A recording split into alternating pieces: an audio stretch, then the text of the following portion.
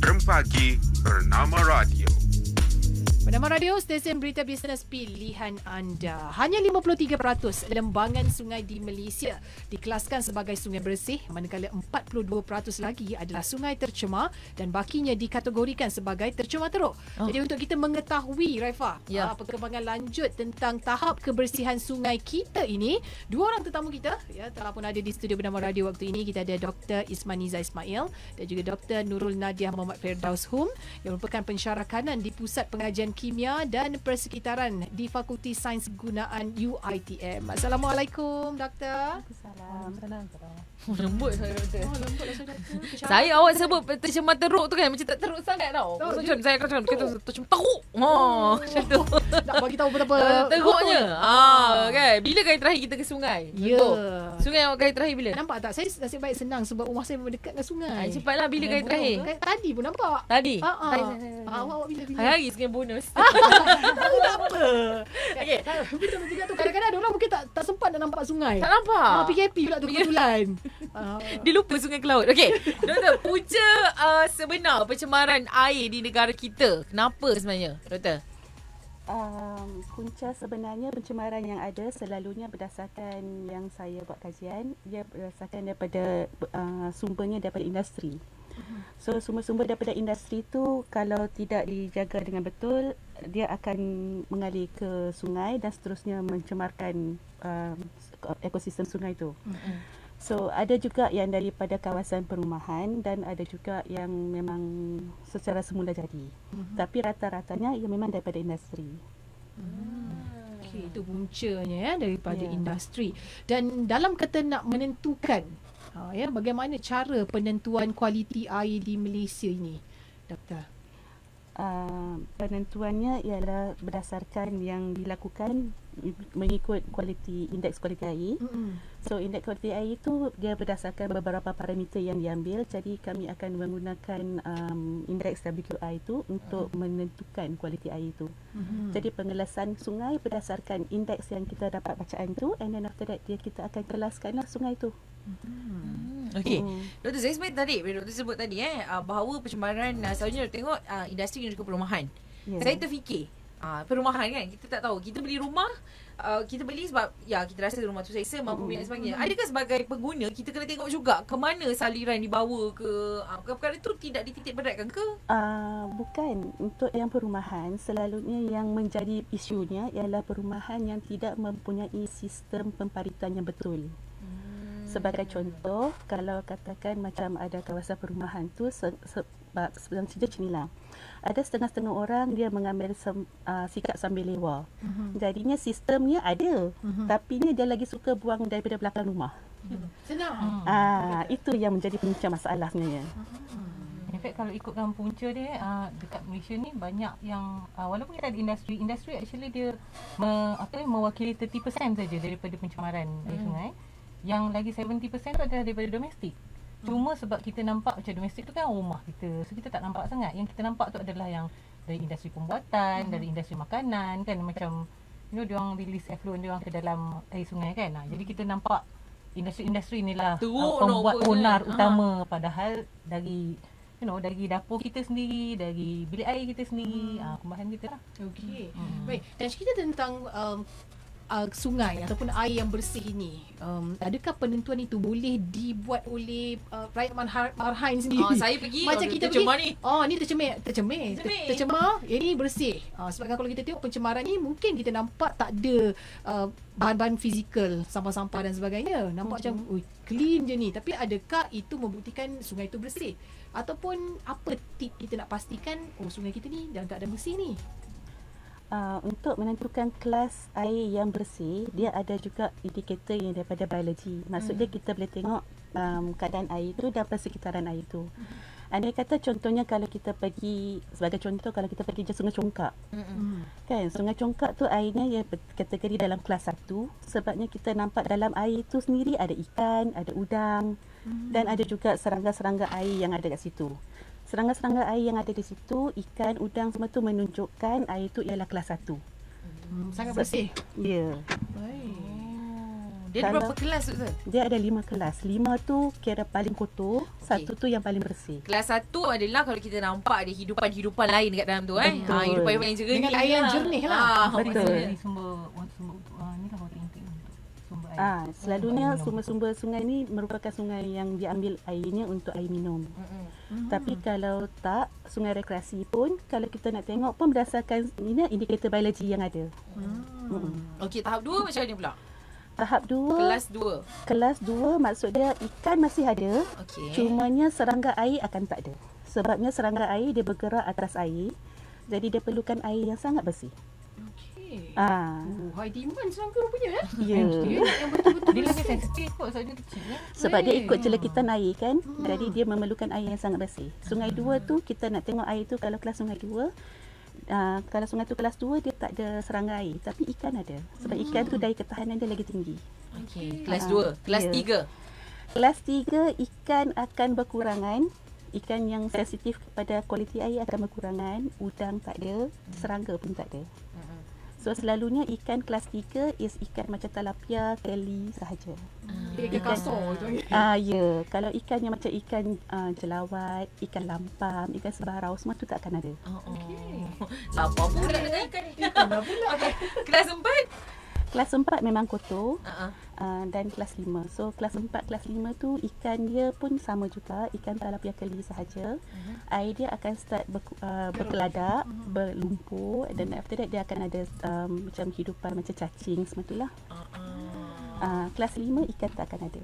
Okey, tak akan ada ikan. Itu dia punya penanda aras lah kalau kita ni sendiri tengok macam wow ada serangga, air bersih. Bersih.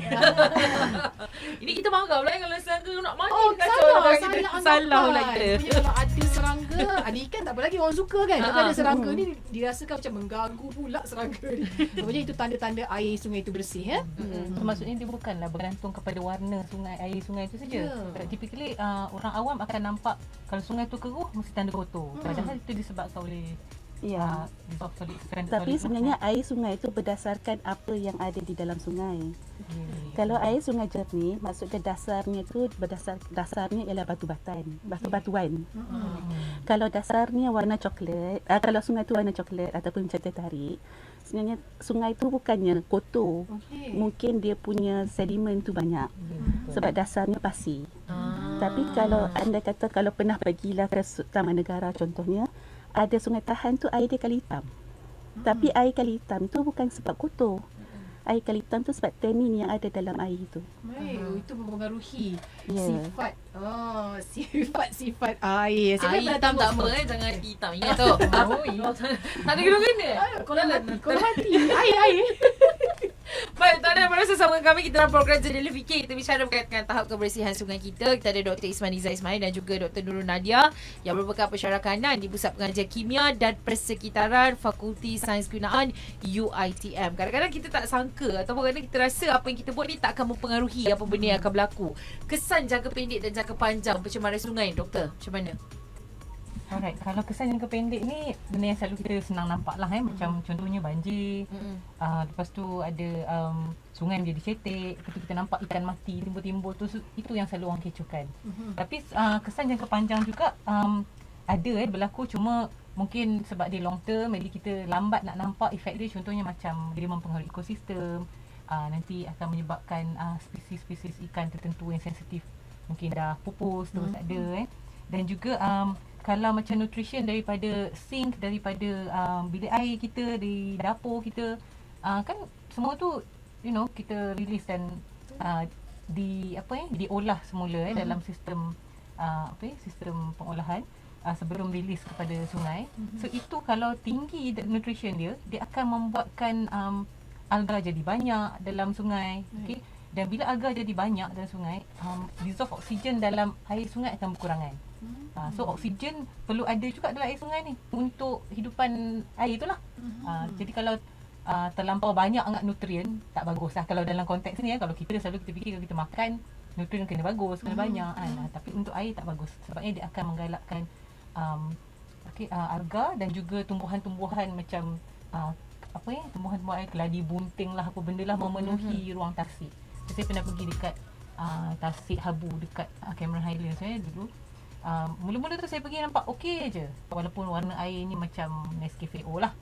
Okey. Lepas tu setahun kemudian saya datang tengok macam bukan ada tasik ni kat sini. Sebab tengok dah dipenuhi dengan tumbuh-tumbuhan Maksudnya dia terlampau nutritious untuk tumbuhan tu tumbuh. Okey. So dia dia block oksigen untuk ni lah. Air tu ya. Yes, Macam tu pula situasi. Boleh dia. tambah sikit? Boleh. Allah, Tambah lauk pun sedap. Ini pula nak tambah info lagi semua kita nak tahu. Kalau kesenjangan masa panjang ni, kalau katakan ada sisa pembuangan daripada domestik, terutamanya sampah sarap kan. Sampah sarap sekarang kita kan banyak plastik. Jadi plastik-plastik tu bila dia mengurai, dia akan jadi mikroplastik. Jadi mikroplastik tu bila masuk ke dalam sungai, dia somehow akan diambil oleh mikroorganism yang dalam sungai tu. So kalau katakanlah siput ambil gitu, dia simpan dalam badan dia. Tapi yang akan kesannya pula ialah kepada kita pengguna. Sebabnya kalau manusia ni kalau jumpa siput, kena pula siput yang boleh makan, dia akan nak makan kan. Tapi ada tak orang yang makan satu saja? Dia akan makan banyak kan. Jadi Kilo tak cukup siput-siput Yalah, susu. Contoh.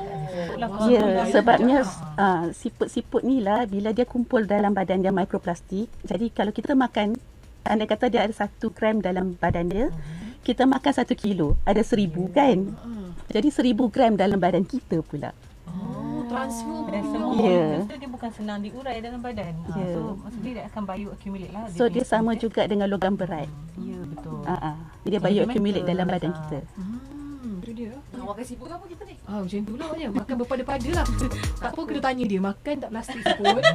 Siput kan dah lagi lah. Dia jawab Kang. Dia jawab kan terkejut kita. Tapi ini sangat memberi info pada pendengar-pendengar kita sebenarnya. Ya, di mana potensi untuk haiwan yang kita nak makan ni, mereka pun ada makan bahan tercemar. Kemudian kita makan ia pula daripada Dia dalam pun tubuh berantai kita. juga tau. Dia bukan Berantai. ekonomi je. Dia berantai. Ekonomi je berantai. Ya, ni konsep kita berantai. Doktor, dari segi tindakan yang dilakukan oleh pihak berwajib contohnya, apa sebenarnya yang sudah pun dibuat setakat ini? Okey, so far yang dah dibuat ialah pemantauan sungai. Ada juga yang kami buat gotong royong sungai dengan pihak-pihak berwajib. So that means that kami cuba membersihkan sungai. Mengindahkan sungai, melestarikan sungai. Walau bagaimanapun, memang diperlukan sangat-sangat kerjasama daripada orang awam. Sebabnya tak akan berjalan, macam senang cerita macam ni, dia tak akan berbunyi kalau bertepuk sebelah tangan. Okey. Jadi dua-dua belah kena bertepuk. Cinta. Barulah barulah kalau dua-dua berbunyi, dua-dua bergerak barulah berbunyi kan. Jadinya kalau nak bertepuk tu bertepuk dua-dua belah. Jadi tak guna kalau pihak berkuasa ataupun pihak berwajib dan pihak yang menjaga yang lain tu melestarikan sungai, tetapi ada pihak yang mengotorkan sungai. Okey. Jadi sesuai lah untuk kita tanyakan soalan seterusnya, bagaimana sebenarnya sikap ataupun peranan orang awam sendiri dalam menjaga, betul-betul serius dalam penjagaan sungai. Bila lihat sungai, saya rasa macam ni, masyarakat kita ni kalau katalah macam longkang kan, contohnya longkang tu kat kawasan rumah dia akan jaga elok-elok. Tapi bila cerita pasal sungai, macam ni bukan aku ni seorang, orang ramai. Jadi dia tidak ada rasa tanggungjawab untuk jaga tu. Mungkin nipis tahap tanggungjawabnya tu. Jadi bagaimana, apa peranannya doktor untuk orang awam ni menjaga kebersihan sungai ni? Sebenarnya satu usaha sama diperlukan antara orang awam dengan semua orang lah, senang cerita. Sebabnya benda sungai ni ialah sungai yang hak milik bersama. Ya. Jadi tak guna kalau kita mementingkan diri sendiri. Sebabnya besok-besok anak cucu kita nak guna juga kan. Nak tengok juga sungai, nak tengok juga ikan dalam sungai. Takkan nak tengok gambar je, ke Betul. video YouTube je. Betul. Anak saya suka sungai. Anak dia suka air kan. Okey, doktor, sebab doktor menyebut tentang banyak kajian yang doktor dan student dah buat kan. Boleh tak kongsi dengan kita dulu, macam tadi doktor kongsi tasik. Tasik dulu cantik, nampak keruh, sekarang dah semakin teruk. Ada tak sungai dulu doktor rasa macam sungai ni macam kita boleh terima, tapi sekarang tiada lagi. Terpaksa pula nyanyi lagu Tiada Lagi Sungaimu. Contohnya, ada tak? Sekejap lagi nyanyi Sungai Lui. Banyak sangat lagu kan sungai kita boleh ni. Kebanyakan sungai kalau ditanya saya sungai apa yang sekarang ni macam dah tak ada tu, mungkin satu say lah tapi kalau sungai yang maksudnya dia degrade kualiti dia daripada dulu mungkin kategori bersih sekarang jadi sederhana tercemar, ataupun dulu sederhana tercemar sekarang jadi tercemar. itu memang ada lah. Contohnya macam kalau ikut statistik yang tadi Masya ada sebut kat awal-awal tadi, statistik kalau dari DUI punya report, Jabatan Alam Sekitar punya report, daripada 672 sungai yang diorang awasi di seluruh negara, sebenarnya tahun 2018 ada 53% sungai yang bersih. Okey, tapi tahun lepas 2019 dia meningkat kepada 61%. Itu yang bersih. Yang tercemar pula daripada 5% dia jadi 9%. So yang lain tu in between lah, yang sederhana tercemar. So maksudnya memang ada perubahan kualiti air sungai itu from time to time. Bergantung kepada apa yang sumber yang ada along the way lah. Maksudnya kalau ada kilang kat situ kan yang tak comply, ataupun kadang-kadang dia comply pun effluent dia tu dia standard yang dia release tu, tapi sebab loading di kawasan tu dah terlampau tinggi. So dia contohnya macam katalah kita ni adalah kilang 4 ni kilang. Okey, so ni dekat tengah-tengah ni sungai. Okey, masing-masing kita dah treat effluent kita, okey, dari kilang kita untuk kita release tu. Kita make sure comply, masing-masing dah comply. Tapi mula-mula okey, tapi lepas katakanlah lepas setahun dua ada 4-5 kilang lagi dia join juga. Walaupun dia comply, tapi maksud dia pollutant load tu bertambah. Kan? Jadi benda tu akan mengurangkan kualiti sungai lah. Makin kita buat lah. Jadi ingat Sungai Kim Kim kan? Sebelum ni kan kesnya tu agak besar juga, dan baru-baru ni pun dilaporkan tercemar sekali lagi, tapi dah selesai. Benda macam ni kan, sebagai doktor sungai kan, sungai alam sekitar lah maksudnya, yang yelah yang berkait rapat dengan alam sekitar ni, apa doktor rasa boleh dengar macam macam mana kat sini, macam mana kat ni, macam mana rasa dia tu? Soalan maut tu. Saya rasa macam agak terkilan jugalah. Sebabnya benda ni patutnya diusaha samakan, tapi kenapa benda tu terjadi lagi? Tapi pada masa yang sama, yang langkah yang boleh dibuat ialah langkah bagaimana untuk membendung dan bagaimana untuk mencegah daripada terjadi lagi. So whatever it is, kami terpaksa buat yang terbaik. Jadi tak adalah yang ada in future, tak adalah benda tu jadi lagi. Saya sendiri nampak macam pencemaran sungai tu memang ongoing pun, kan? Sentiasa berlaku kan?